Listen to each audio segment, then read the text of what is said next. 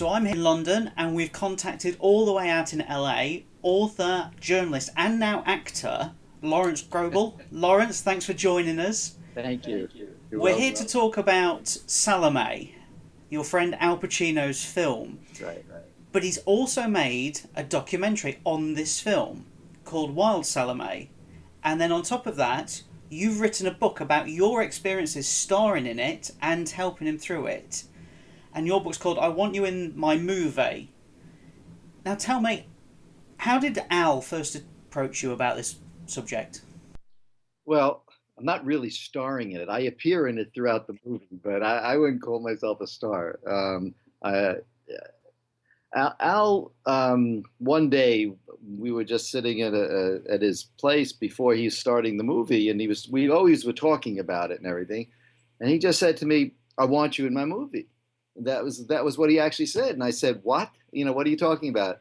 He says, "Yeah, I want you in the movie." I said, well, "The movie's about Oscar Wilde. It's about the biblical time, and bringing in actors. What am I going to do?" He says, "I just want you to play yourself. I want you to be the obnoxious reporter and just bother me."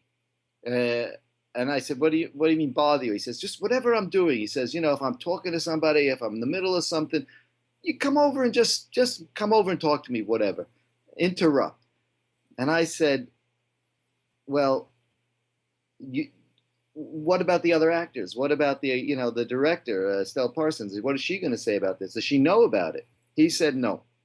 He hasn't told anybody. This was his surprise.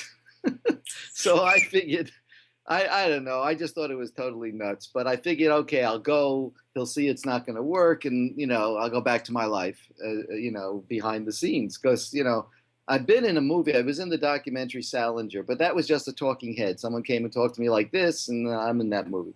But to actually act in a movie, I've never done that before, or appear in a movie.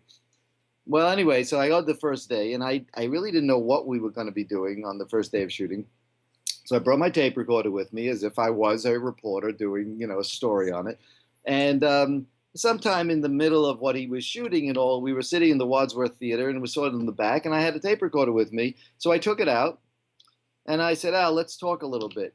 And he looks at me and he says, "Put that away." And I went, "No, let's keep it on." I really now know, I think, because the cameras are rolling on both of us. So I go, I think we're acting here. I think we're ad-libbing. I think we're being spontaneous. So I insist on keeping it on. He says, "We don't need it." I said, "What do you mean? I do need it." He says, "We don't need that." And he points at my tape recorder, "Because we have that." And he points at the movie camera.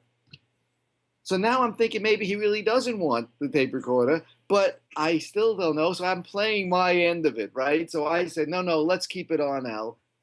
He takes it in his hand and he puts it in his pocket, the tape recorder.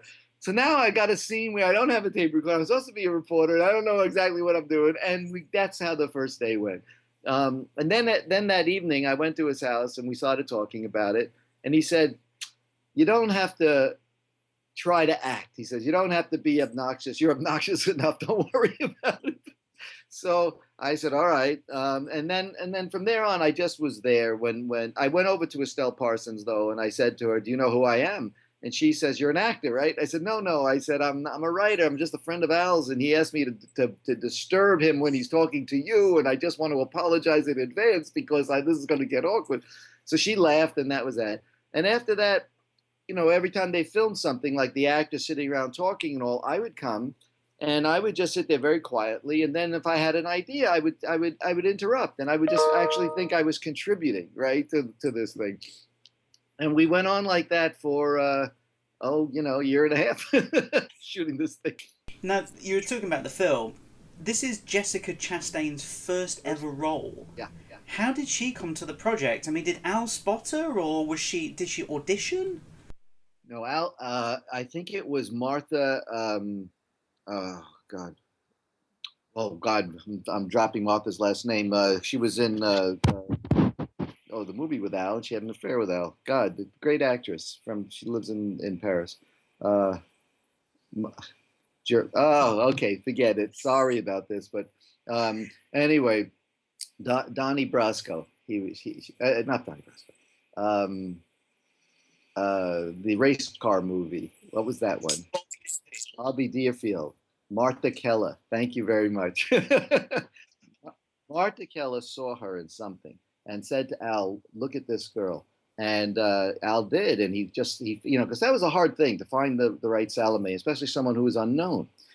She's no longer unknown, but so he finds her and he says and he puts her in and he says to me, "I got to get this movie done. She's going to win an Oscar for this." I mean, that's how much he believed in it.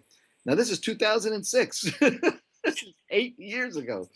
And we still haven't seen Jessica Chastain in the nude yet on screen, but she is, and she's quite good in it. She's, she'll be already a 45-year-old woman by the time this movie ever comes out. They'll say, "Wow, look at what she looked like once upon a time." So it's hard to believe that this movie has only come out it's only been shown like at a Venice Festival in 2011, and then at a charity event in San Francisco, and now he's going to show it in London in September. But this is the way Al works. He's a very mysterious actor and movie maker, because he doesn't care much about the finished project. To him, it's really the whole process of doing it. And he told me, I mean, I was writing a book about that. Matter of fact, the book that I published is a bone of contention with him that I put that out, because he kept saying you can't put the book out until the movie's out. And I had written this book. I had a contract with a publisher for this book, and I had to cancel it because I said, "Al, I got a contract." He says, you can't publish it yet. I said, "Yeah, but the movie's done. I thought it was done after a year and a half, and I saw it, and I thought it was 85% done." So I said, "But the movie's done. It's going to take the publisher almost a year to get it, ready to go, and it'll coincide with the release of the movie." "No," he says, that's not the way it is. So I canceled the contract. And he says, "You don't know how I work." He says, "Richard took 4 years, I said, "Well, all right." And poor Barry Navidi, the producer, he's got people who raise money. They all think they got an investment in a great actor and a major project. And, and Al's just saying, "Oh, I don't like the way the music is. Oh, I don't like the way this scene looks. Oh, we got to get Jessica to be more dramatic in this part." So, little by little, this was going on until Al's accountant basically embezzled a lot of money from a lot of people, including him, and he's going to run out of money. so he finally had to sign off on releasing it. So he signed off in 2011 on it, and so the movie got locked. It's ready to go. There are people like Bono in it, and Gore Vidal, who died already. It was like, whoa.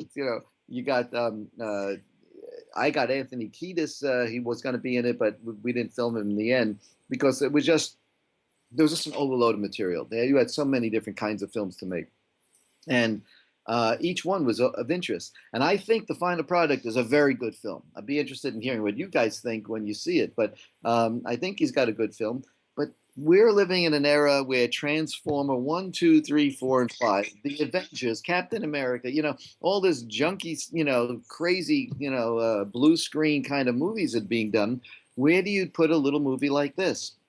Probably, on BBC and PBS, and you release it as a DVD one day. But it's a shame because I think that Al would have won awards with it. I still think he might. I don't know if it's considered a release when you showed it at the festival in 2011 or not, because it's a virgin film. No one has still seen this film. It's never really had a release.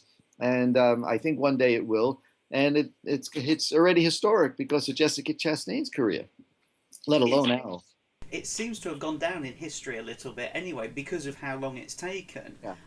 But I wanted to ask you about your book, which is called "I Want You in My Movie, My Acting Debut and Other Misadventures Filming Al Pacino's Wilde Salome." Now that's a long title already, but in the book there is lots and lots of little stories which you've picked up, which, as you said, are not going to be making into the film. But one of my favourite stories is the bit about the editor, how Al is so obsessed with the editing and he's not happy with the one editor he's got, so he brings somebody else in. Right. And the first guy is completely out of his mind. He's working morning, noon and night, and yet he brings somebody else in. I know. I mean, is that how he is on this project? Well, yes. That's how he is on every project. I mean, Al is he's a little bit of a madman, I mean, he's a fascinating guy, but unfortunately, for Pat worked with him on the Looking for Richard. Pat understands Al. So he actually, I mean, in the book, I have him talking about Al and analyzing him, and this is what he does. I mean, Pat basically gets the film in some kind of order for Al, and then Al decides. But when he hears, he keeps showing the film. I mean, the one thing that I've seen this movie. It was originally called Salome, Salome, and I was going to call my book Salome Baby, right? Because I thought that was great. But then he changed it. When he changed the title, that was years later. Wild Salome came out of nowhere. It's like so all the stuff I wrote about is Salome, Salome in my book. I said now it's like dated. It doesn't exist. But that's Al.